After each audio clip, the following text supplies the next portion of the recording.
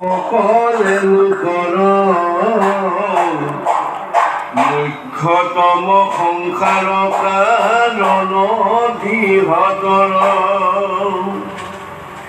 ইন্দ্ৰিয়ে বিষয় ধ্যান কৰে যে তীক্ষ্ণ তেবে সে আচৰে জীৱে নানা কৰ্ম গণ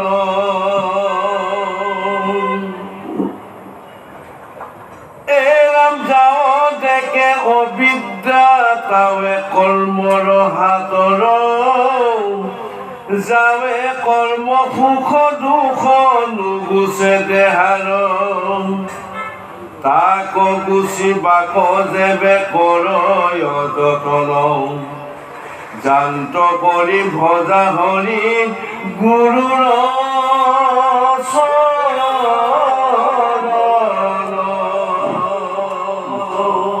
কৃষ্ণ জয় জগন্নাথ। ওম শান্তাকারং ভুজঙ্গ শয়ন পদ্মনাভং সুরেশং বিশ্বধারং গগন সদৃশং মেঘ বর্ণং শুভাগমং লক্ষ্মীকান্ত কমল নয়ন যোগী ধ্যান ব্রহ্মং বন্দে বিষ্ণু ভৱভয় হৰং সৰ্বলোকৈকনাথম।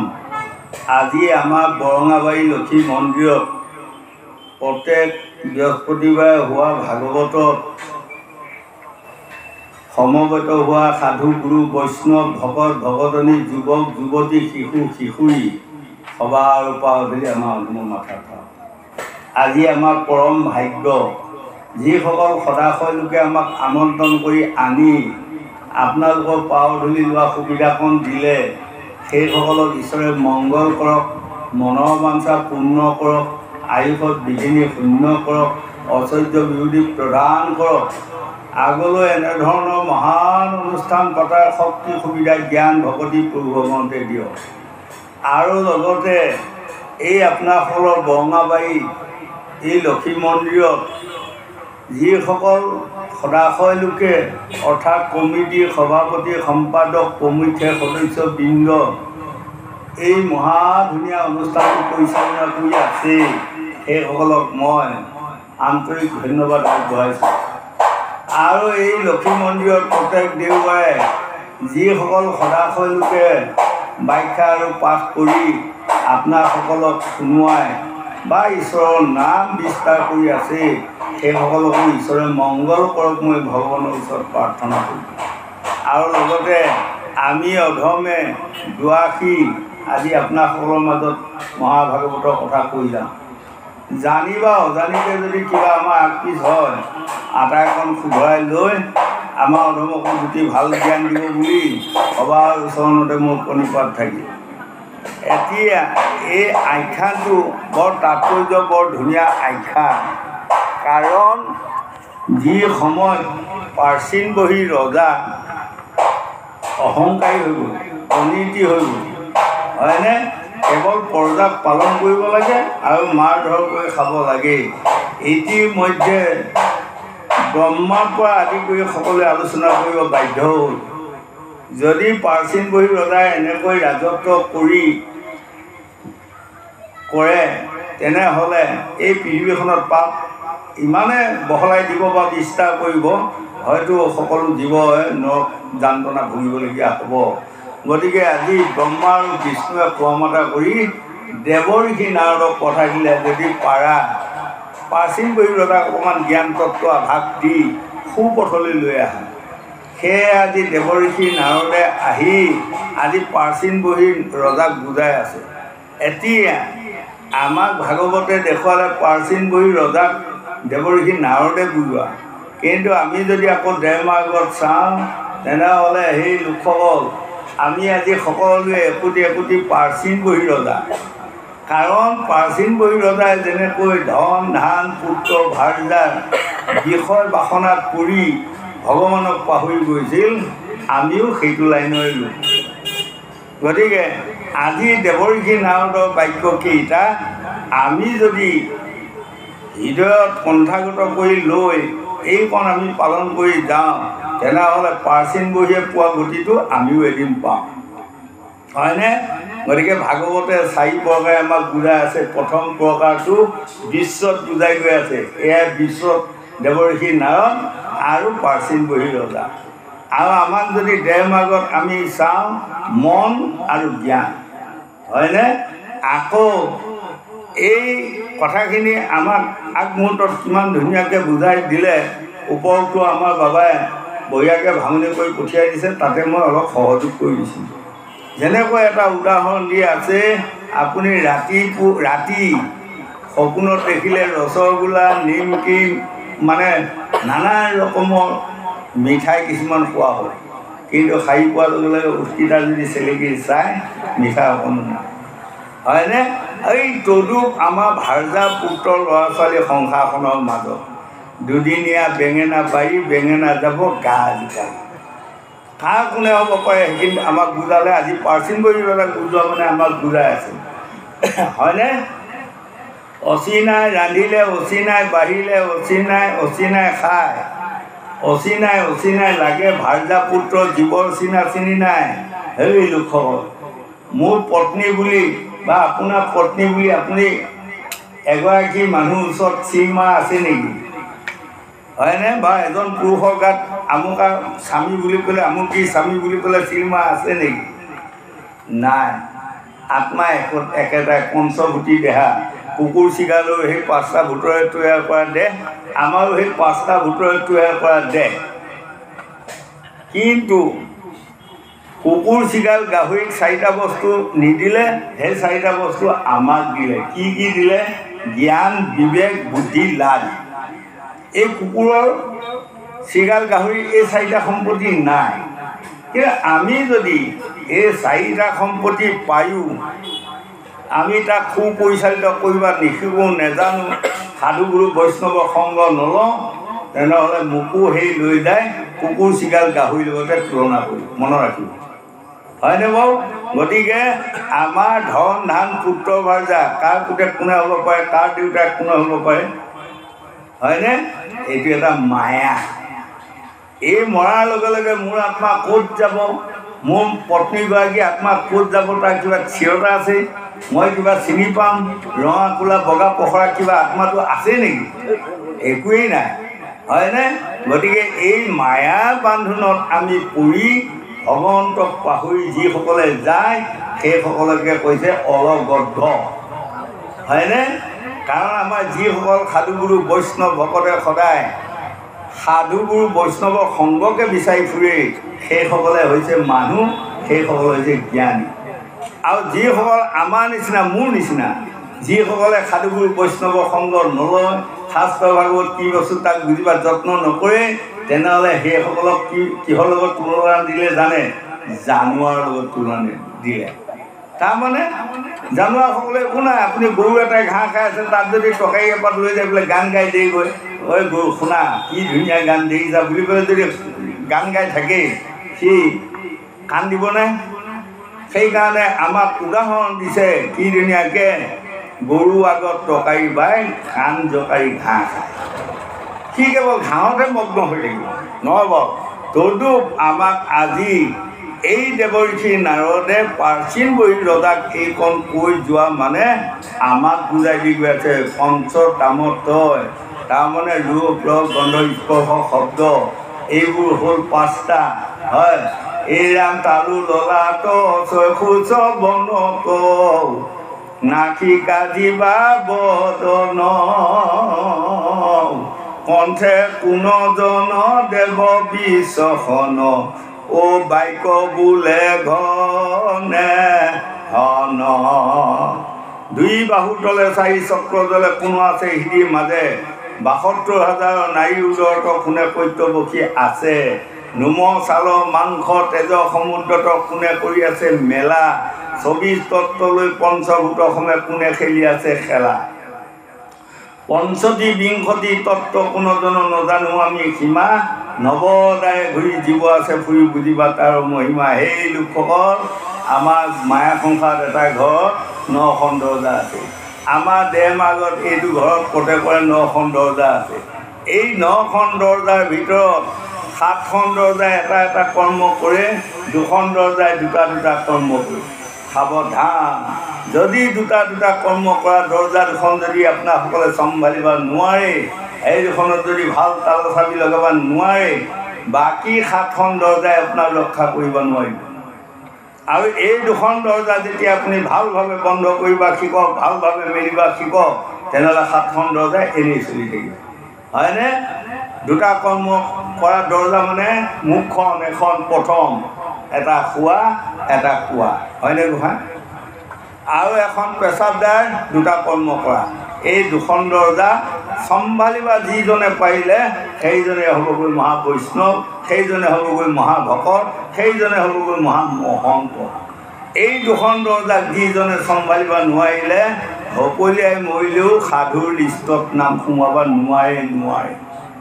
এই কথাখিনিকে আজি দেৱঋষি নাৰদে বৰ ধুনীয়াকৈ বুজালে। মনেকে জানিবা ৰাজা সকলে লোকৰ, মুখ্যতম সংসাৰৰ কাৰণত দৃঢ়তৰ। যেনেকৈ আমাৰ এতিয়া দেখিছেনে, অসমখনত ঢেৰ মন্ত্ৰী MLA পিয়ন চকীদাৰ অফিচাৰ ঢেৰ আছে সঁচা, কিন্তু কাক সুধি কাম কৰে? মুখ্যমন্ত্ৰীক সুধি কাম কৰে।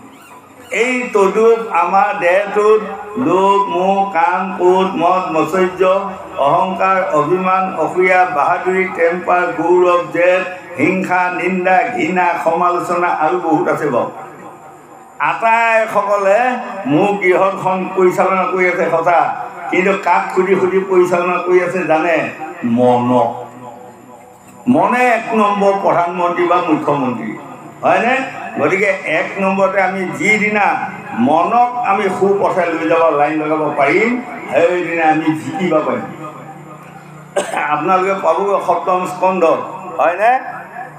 সপ্তম স্কন্ধত যেতিয়া হিৰণ্যকশিপুৱে 80 মুনি গদাডাল লৈ পলাতক কৈছিল নহয়, স্বৰ্গ মৰ্ত্য পাতাল মই সকলো জিকিলোঁ, মই ভগৱান, মোক সকলোৱে মানে তুমি কোন? 500 বছৰ মোৰ পুত্ৰ ল'ৰাটো হৈ পেলাই তুমি মোক নামানা, তোমাৰ আজি হাড়ি ছিগি দিয়া হ'ল।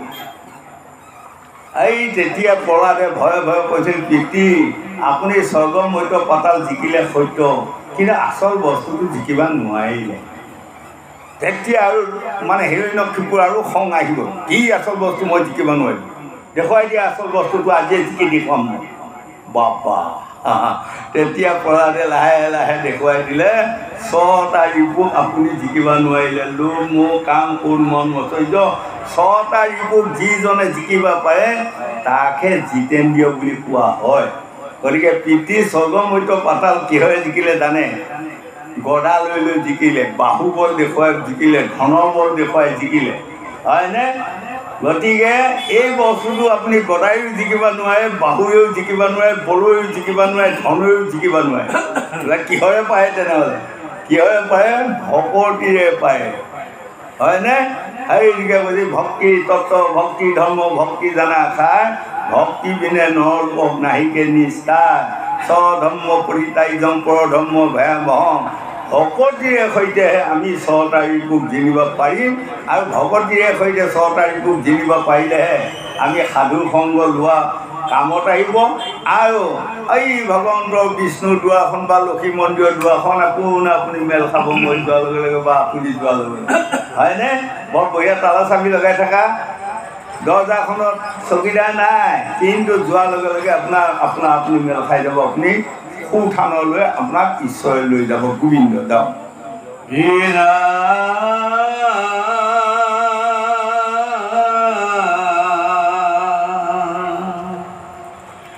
একান্ত ভকতি ধৰ আনো পৰি হৰি,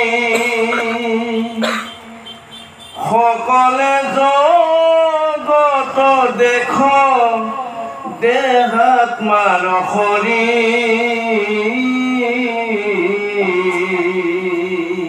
বঢ়িয়া। এৰা জাত হন্তে ভৈল সৃষ্টি পালন সংহাৰ, হৰি সেৱা কৰি ভৱ নদী হোৱা পাৰ,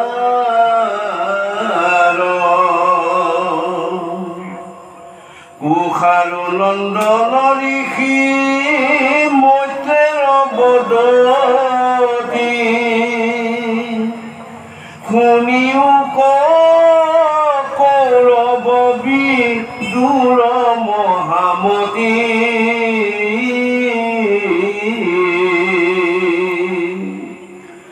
এৰাম ভগৱন্ত নাৰদ কৃপালু কৃপাময় গোসাই দন্ত যত মান ৰাজাৰ শংখ কৃষ্ণ এতিয়া আমাক ক'লে কুশাৰু নন্দন ঋষি মৈত্ৰেয়ী বদতি তাৰমানে অৰ্থাৎ মৈত্ৰেয়ী মুনিয়ে গোটেই ৰাতিটো বিদুৰক এইকণ কথা কৈ আছে। এই কথাকণ 5টা সংবাদত ই বিভক্ত হৈ আছে। প্ৰথমটোৱে হ'ল সত্য যুগত মানে প্ৰাচীন বহি ৰজাক দিয়া জ্ঞান প্ৰথম সংবাদ, আৰু দাপৰত যেতিয়া 5 পাণ্ডৱ বনৰ মাজত থাকেই তেতিয়া তেওঁলোকে চিন্তাত দুৰ্বল হয়। সেই সময়ত দেৱঋষি নাৰদে ৰাজা যুধিষ্ঠিৰক এই কাহিনীটো কৈ আছে, দ্বিতীয় সংবাদ। আৰু প্ৰভু ভগৱন্ত বৈকুণ্ঠত যোৱাৰ সময়ত এইকণ জ্ঞান তত্ত্বৰ ভকতি মাৰ্গৰ কথা প্ৰভু ভগৱন্তে উদ্ধৱক কৰিবলৈ তৃতীয় সংবাদ, হয়নে?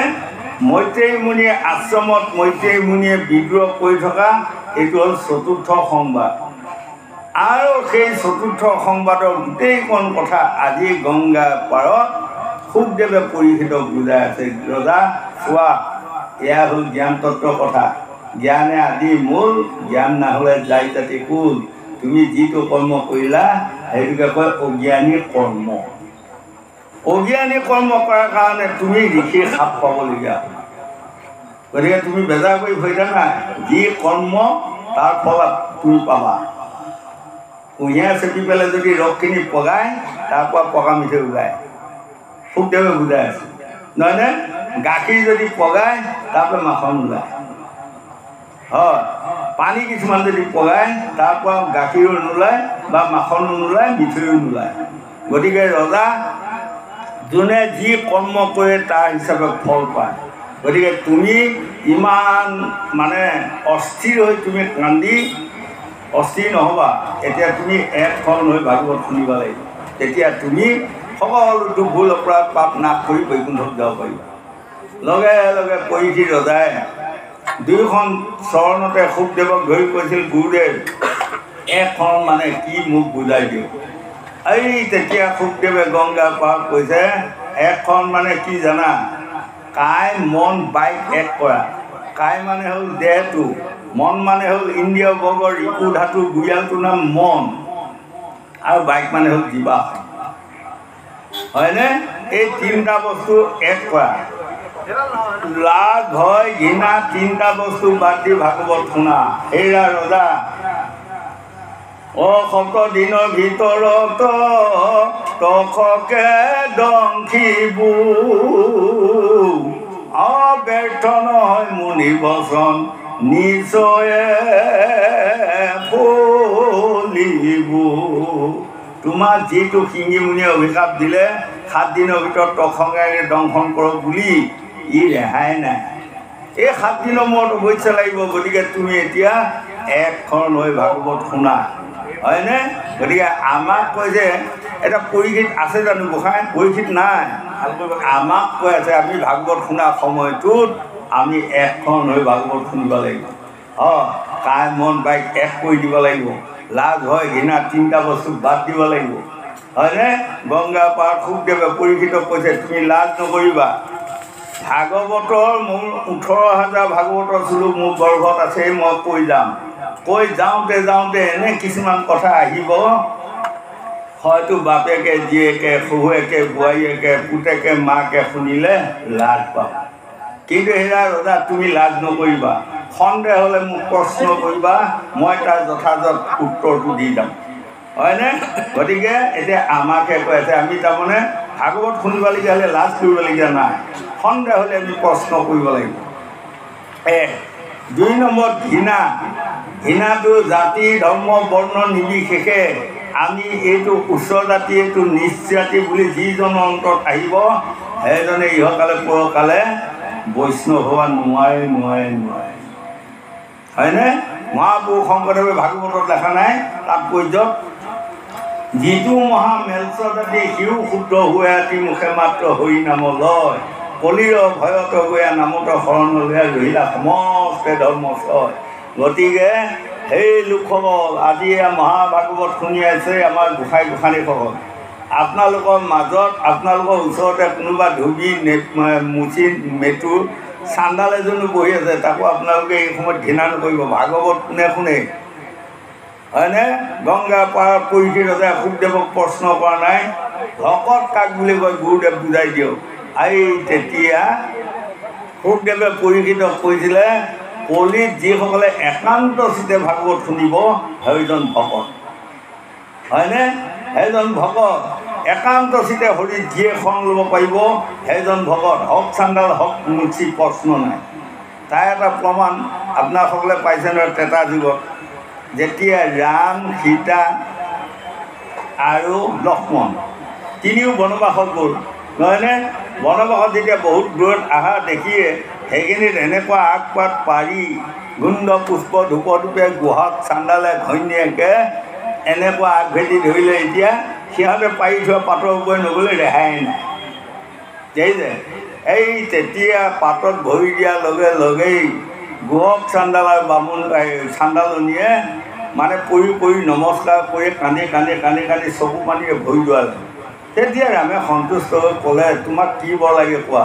কৈছে মোক বৰ একো নালাগে, আজি ৰাতিটো মোৰ ঘৰত থাকি যদি এসাঁজ আপুনি কিবা এটি খাই যায় সেইটোহে লাগে। বোলে হ'ব দিয়া। এই তেতিয়া ৰাম লক্ষ্মণ সীতা এৰাতি গুহক চাণ্ডালৰ ঘৰত থাকি এসাঁজ খাই ৰাতিপুৱা গুচি গ'লগৈ। সেইকাৰণে ৰাম যিদিনা মানে বৈকুণ্ঠ প্ৰায়ণ হয় এই চাণ্ডালনীও পাছে গুচি বৈকুণ্ঠলৈ হয়নে? গতিকে আমাৰ ভাগৱত শুনাৰ সময়ত উচ্চ নিচ্চ অন্তৰত কোনো কোণে ভাৱ আনিবাই নাপায় হয়নে? গতিকে আজি আমাক ক'লে আকৌ আমাক কৈছে যাবে কৰ্ম সুখ দুখ নুগুচে দেহা তাৰো গুচি বেক যেবে কৰয় যতন জান্ত কৰি ভজা হৰি গুৰুৰ চৰণ গুৰু ব্ৰহ্মা গুৰু বিষ্ণু গুৰুদেৱ মহেশ্বৰ গুৰুদেৱ পৰম ব্ৰহ্ম তস্মৈ শ্ৰী গুৰুৱে নম। আৰু হেৰা ৰজা পৰীক্ষিতক কৈছে যিজন মানুহে এইখন পৃথিৱীৰ মনুষ্যৰ জন্ম লৈ এদিনো দুখ পোৱা নাই সি সুখৰ মানদণ্ড দুখ বুজি নাপায় হয়নে? গোসাঁইসকল মন কৰিব, এজন মানুহ আপোনালোকৰ বৰঙাবাৰীতে আছে জন্মৰ পৰা মৃত্যুৰ সময়লৈ তেওঁ দুখ কি বস্তু একো বুজিয়ে নাপায়, তেনেহ'লে তেওঁ সুখৰ মানদণ্ডটো বুজি নাপায়। গতিকে আমাক দুখৰো দুটা দিন প্ৰয়োজন। দুটা দিন যেতিয়া দুখ কেতিয়াবা আহে তেতিয়া আমাৰ ভকতি বাঢ়ে, তেতিয়া ভকতি আহে হয়নে? গতিকে এইকণ কথা আজি আমাৰ প্ৰাচীন বহি ৰজাক বুজোৱা মানে আমাক বুজাই আছে জাত হন্তে ভৈল সৃষ্টি পালন সংহাৰ হৰি সেৱা কৰি হ'ব নদী হোৱা পাৰ উৰণ বুৰণ গজন ভ্ৰমণ চাৰি মুঠি জীৱ সৰ্জন পালন কৰি আছে কোনে? গোবিন্দ ৰাম মুৰাৰী মুকুন্দ ৰাম মুৰাৰী ভকতি লোচন দুখ বিমোচন ভকতৰ ভয় হাৰি। দেৱৰ্ষি নাৰদে পূৰ্ব অগন্তক কৈছিলে আপুনি সৰ্জন কৰিলে আপুনি পালন কৰি আছে, আকৌ আপুনি যে সংহান কৰি মাৰি লৈ গোপ যায় আপোনাৰ গাত জানো পাপ লগা নাই? এতিয়াতো মোৰ মতে আপোনাৰ গাত বহুত পাপ হৈছে। এই তেতিয়া পৰম প্ৰভু ভগৱন্তে কৈছে মানে সৰ্জনটো মোৰ পালনটো মোৰ, তাৰ মাজত এটা কৰ্ম এৰি দিছোঁ সকলোৱে কৰ্ম, তাৰ পাছতো সংহানটো আকৌ মোৰ। কৰ্মটো এৰি দিলোঁ, যোনে যি কৰ্ম কৰে সেইমতে ফল পাব হয়নে? গতিকে এতিয়া মন কৰিব আয়ু আমাৰ সকলোৱে সমান, আমাক এখন পৃথিৱীত এৰি দিছে আৰু বেছ কম হোৱা নাই, কিন্তু কৰ্ম অনুযায়ী কোনোবা আয়ুটো কমি যায়, কাৰোবাৰ কৰ্ম অনুযায়ী আয়ুটো আকৌ বাঢ়ি যায়। 100 বছৰ আয়ু বুলি কৈছে, কিন্তু আপোনালোকৰ হয়তো বৰঙাবাৰীটো কোনোবা দুজন নিশ্চয় ওলাব 100তকৈ 2 বছৰ বেছি যোৱা, আমাৰ মৰিগাঁৱতো ওলাব, ক'ৰবাতো ওলাব হয়নে? কিন্তু 100 বছৰ কোনোবাই আকৌ 50তে গুচি গৈ আছে, 35তে হৰাহৰ লৰি আছে হয়নে? কাৰণ এইটো কাৰো কৰ্মফলৰ গৰাকী কোনো নহয়, নিজৰ কৰ্মফলৰ আয়ু। সেইকাৰণে ঘোষাত মাধৱদেৱে লেখা নাই আপুনি আপোনাৰ শত্ৰু, আপুনি আপোনাৰ বন্ধু, আপুনি আপোনাৰ ৰাখে মাৰে সেই লোকৰ। নিজক ৰক্ষা কৰা গৰাকীও নিজে আৰু নিজৰ মৃত্যু মাতি অনা গৰাকীও নিজে, হয়নে? গংগাৰ পাৰত পৰীক্ষিত ৰজাই শুকদেৱক আকৌ এইখিনিত প্ৰশ্ন কৰিছে, কি কি কৰ্মত কেনেকৈ আয়ু বাঢ়ে, কেনেকৈ আয়ু নাশ হয়, গুৰুদেৱ এইকণ কৈ দিয়ক।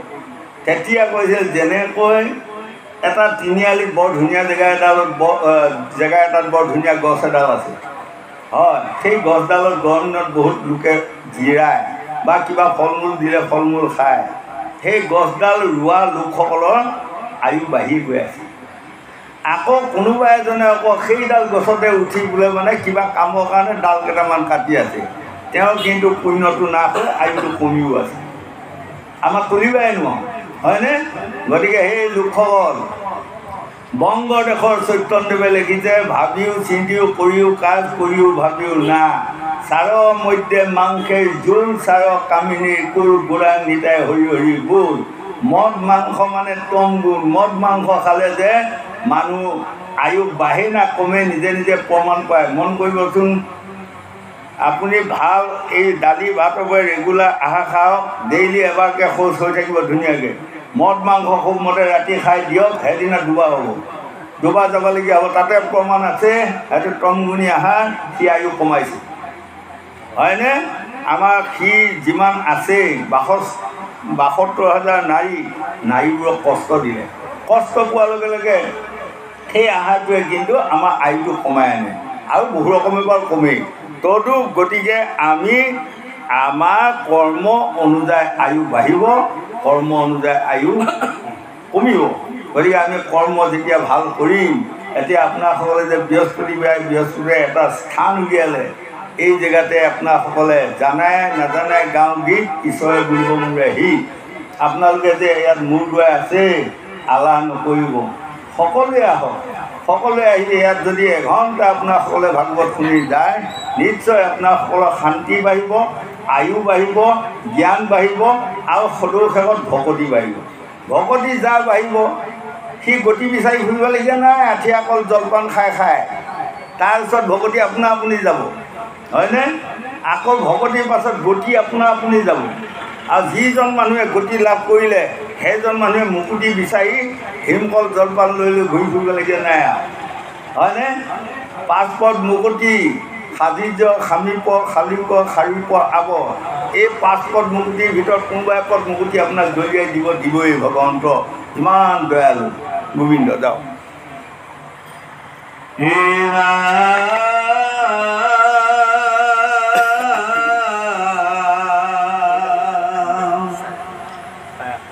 নাৰদ গৈনন্ত দেৱে আপোনাৰ স্থান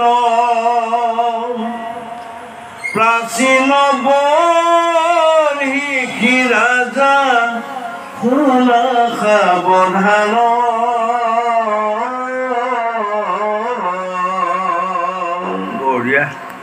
এই নাম তাৰক্ষণে মাতি আনিলন্ত মন্ত্ৰীগণ,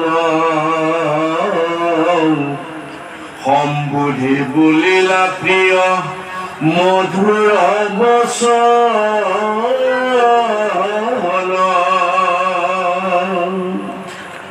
অবা মন্ত্ৰীগণ শুনা বচনয় আমাৰ,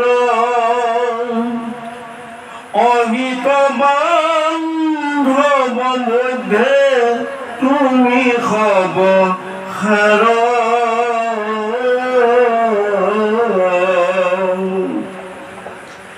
এৰাম যাওঁ দেখে তপ কৰি নাশে পুত্ৰ গণ, তাৱে সবে মিলি ৰাজ্য কৰি উপালন। এতিয়া আজি প্ৰাচীন বহি ৰজাৰ নাৰদৰ মুখে এইকণ জ্ঞান তত্ত্ব শুনি যাওঁতে তেওঁ মানে পথটো ঘূৰি আহিছে। সেইকাৰণে আজি পাত্ৰ মন্ত্ৰীসকলক গোটাই কৈছে মোৰ 10টা পুত্ৰ আৰু 10টা পুত্ৰই শিৱক তপস্যা কৰি আছে হয়নে? সেই 10টা আকৌ কি পুত্ৰ? তাৰমানে এটাই খালেই 10টাই খোৱা হয়, এটাই ঘুমালে 10টাই ঘুমোৱা হয়, এটাই খোজকাঢ়িলে 10টাই খোজকাঢ়া হয়। এয়া হ'ল প্ৰাচীন বহী ল'ৰা 10টা হয়নে? গতিকে আমাক কৈছে আমাৰ সেই লোকসকল দেহৰ আগতে বিচাৰি চাওক এই প্ৰাচীন বহী পুত্ৰ 10টা কোন 10টা জানে? এই ইন্দ্ৰিয় হয়নে? 5টা কৰ্মেন্দ্ৰিয় হাত ভৰি গৃহলিংগ মুখ, 5টা জ্ঞানেন্দ্ৰিয় নাক কাণ চকু জিভা তল। এই 10টা হ'ল মনে যি কয় তাকে সিহঁতে কৰি ফুৰে। জিতেন্দ্ৰিয় কোনকেইটা? হা? এইটো কৰ্মেন্দ্ৰিয় জ্ঞানেন্দ্ৰিয় হ'ল। জিতেন্দ্ৰিয় জিতেন্দ্ৰিয় হ'ল ইন্দ্ৰিয় বৰ্গক জিকিব পৰা যিটো, সেইটোকে কয় জিতেন্দ্ৰিয়।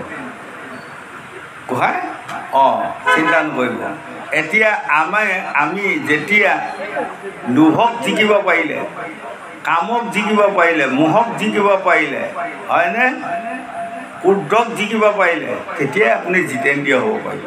সেইকাৰণে আমাক স্বামী বিবেকানন্দ দেৱৰ বাণীত লিখিছে আপোনাৰ বাৰীখন বৰ ধুনীয়া বাৰী এখন লগাইছে, কিন্তু মনত ৰাখিব বাৰীখনত আপোনাৰ 2টা ছাগলী পোৱালি আছে, এটা বগা এটা ক'লা। যদি ছাগলী পোৱালি 2টা ভালদৰে বান্ধি নথয় আপোনাৰ বাৰীখন ধ্বংস কৰিব হয়নে? এইখন কোন বাৰী? আমাৰ দেহ বাৰী দিলে। গতিকে বগা ছাগলী পোৱালিটোৰ নাম কি? লোভটো। ক'লা ছাগলীৰ পোৱালিটোৰ নামে হ'ল কাম। কাম শক্তিটো ইমান ডাঙৰ ভয়ংকৰ, আমাৰ প্ৰত্যেক এজন মানুহ গাত গোসাঁই 35 কেজি 70 কেজি ওজনত বল আছে, তাৰ ওপৰত নাই। কিন্তু আমাৰ ভিতৰত থকা কাম শক্তিটো 7টা হাতী বল আছে। তাক আপুনি বলেৰে ঘূৰাব পৰা ক্ষমতা নাই। তাক ঘূৰাবলগীয়া হ'লে, তাক ঠাণ্ডা কৰিবলগীয়া হ'লে অংকুশ তৈয়াৰ কৰিব লাগিব। যেনেকৈ এটা হাতী এডাল অংকুশ, সেইডাল ক'ত বনাই আনে? কমাৰশালত বনাই আনে লোহা গেজেং এডাল হয়নে? তাৰ নাম যেনিবা লোহা গেজেং নুবুলীয়া অংকুশ বুলিয়ে কয়। হাতীটোৱে মাওটোৱে যেতিয়া কাণৰ এইখিনিত ভালকৈ হান এটা দিব, এই চিঞৰি বাখৰি একদম লাগি যাব কামত হয়নে? তদুপ আমাক কৈছে আমাৰ জ্ঞানৰ অংকুশটো কেতিয়াবা ভগৱানে দিলে দেহৰ মাজত, আই গৰ্ভত থাকোঁতে দিলে। কিন্তু এই অংকুশডালে এইডালে যে অংকুশ জ্ঞানৰ অংকুশ বুলি আমি চিনিব নোৱাৰোঁতে মামৰে ধৰি ধৰি ধৰি ধৰি মানে কিবা হৈ আছে। এতিয়া এই মামৰটো গুচাবলগীয়া হ'লে আমি ভকতৰ সংগ ল'ব লাগিব।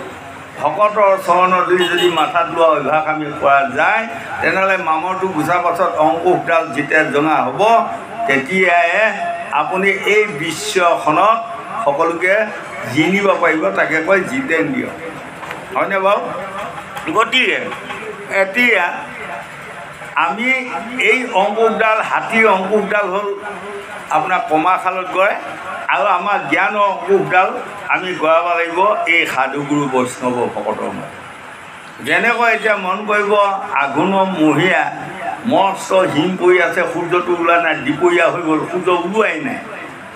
এজন মূৰ্খ মানুহ এটাই কেইজনমানৰ আগত কৈছে কথা খেৰ খা দেই, বোলে কি হ'ল? এই যে গ'ল আৰু। কাৰণটো কি? কাৰণটো এতিয়া ইমান দুপৰীয়া হৈ গ'লগৈ, এতিয়াও বেলিয়ে ওলোৱা নাই। এই বিহু সময়ত আৰু খৰিয়ে শুকুৱাবিনে, ধানহে শুকুৱাবিনে হয়নে? দেখ খেৰ খাওঁ। ক'ৰবাত যাই পেলাই সূৰ্যটোৱে বুঢ়ে মদ খাই পৰি আছে, ওলাব পাহৰিলোঁ। এই কৈছে হয়। এই তেতিয়া এজনে কৈছে অ' মূৰ্খ, সূৰ্যটোৱে ক'তো মদ খাই পৰি নাথাকে হয়নে? আমাৰ অঞ্চলবিলাকতে আছে, বৰঙাবাৰীত আছে, লঠাবাৰীত আছে, নাওকাটাত আছে, মৰিগাঁৱত আছে, চব নহয়, 2-এটা আছেনে নাই? সন্ধিয়া হোৱা লাগিলে মদ পানী খাই কাৰোবাৰ কাজিয়া লাগে, ক'ৰবাত নিজে নিজে পৰি থাকে, ক'ৰবাত নিজে নিজে খুন্দা খাই জখম এটা কৰি লৈ যায়, মাক বাপেকক দেখুৱাই গৈ। জঘন্য কেইটামান আছে যদি মদ খোৱা সেইকেইটা আছে, কিন্তু সূৰ্যই মদ খাই ক'তো পৰি থকা নাই। এই হিমে ঢাকি আছে, সেইকাৰণে সূৰ্যটো ওলাব পৰা নাই। যেতিয়া সূৰ্যটোৱে উগ্ৰ তাপ এটা দিব, হিমবোৰ ফাটি যাব, তই জল জল ফট ফটকৈ সূৰ্যটো দেখিবি। এই তদু আমাকো গোসাঁই কিহে থাকি আছে জানে? মায়া হিমটোৱে আমাৰ যে জ্ঞান এটা আছে, জ্ঞানটোক দেখা দিবা দিয়া নাই, একদম ঢাকনি কৰি ৰাখিছে। সিহঁতে কোৱা মতা কৰে দিয়ক মায়া কৰে অহংকাৰ কৰে এইবোৰে কোৱা মতা কৰে ইয়াক সাৱধানে ৰাখিবি ঢাকনি দি ৰাখিবি ইয়াক ওলাবা নিদিবি ওলালি বিপদ সিহঁতৰ কাম নাকাটিব নহয় বুদ্ধি নাকাটিব হয়নে এই মায়াহীনটোৱে আমাক ঢাকনি দি ৰাখিছে যেতিয়া সাধুগুৰু বৈষ্ণৱ ভকত ভকতনী পাৱ ধূলি মাথাত লৈ অভ্যাস কৰি আমি ভগৱন্তৰ নাম গোৱা কোৱা শুনাৰ সুবিধা ল'ম এই তেতিয়া মায়াহীনটো ফাটি যাব যোৱাৰ লগে লগে আপুনি দেখিব যেতিয়া আপোনাৰ জ্ঞানটো অহাৰ লগে লগে দেখিব হয়নে মোৰ বোপাই আজি 35 বছৰ আগতে মৰি গ'ল মই আজি খুব মনত পৰিছোঁ এটা উদাহৰণ দিছোঁ কথা বোপাই ভৰিকেইখন চুই সেৱা কৰিব পোৱা হয় আজি কিমান শান্তি পালোঁ হয় এই যেতিয়া আপোনাৰ জ্ঞানটো আহিব তেতিয়া মোৰ বোপাই ক'ত আছে মই বিচাৰি ফুৰিবলগীয়া নাই আজি ভাগৱতৰ স্থলীত যিসকল পুৰুষ আছে সেইসকলৰ ভৰিকেইখনে মোৰ বোপাই ভৰি এইকেইখন ভৰিত যদি মই আজি সেৱা কৰি যাওঁ মোৰ বোপাই য'তে থাকে ত'তে তথা আছোঁ বুলি কওঁ হয়নে 30 বছৰ আগতে মোৰ আই ঢুকাই গ'ল মই আজি বৰ দুখ কৰিছোঁ আই ভৰিকেইখন চুই যদি আজি সেৱা এটা কৰিব পোৱা হয় এই যেতিয়া মায়াহীনটো ফাটি জ্ঞানটো ওলাব তেতিয়া মোৰ আই ভৰি দুখন বিচাৰি মই জম্বুদ্বীপত ঘূৰিবলগীয়া নাই আজি মহাভাগৱতৰ স্থলীত যিসকল গোসানী মাতৃসকল আছে সেইসকলৰ ভৰি দুখনো মোৰ আই ভৰি দুখনৰ লগত একে ভৰি হয়নে গতিকে এইবোৰ ভৰিত যদি মই আজি সেৱা কৰি যাওঁ মোৰ মৃতক আত্মাই আই আত্মাটোৱে য'তে আছে ত'তে মোক তথাস্তু বুলি ক'ব গতিকে এইসকলে মোৰ পিতৃ এইসকলে মাতৃ এই চিন্তাটো কেতিয়া আহিব জ্ঞানটোৱে যেতিয়া আমাক আভাস পাব তেতিয়া আহিব গতিকে আমি মায়াটো আমি নাশ কৰিব পাৰিলেহে জিতেন্দ্ৰিয় হ'ব পাৰিম হয়নে মায়া ত্যাগ দিব পাৰিব লাগিব ত্যাগ কেনেকৈ দিব সদনৰ সংগতে ত্যাগ দিব পাৰিব হয় গোসাঁই গোবিন্দ যাওক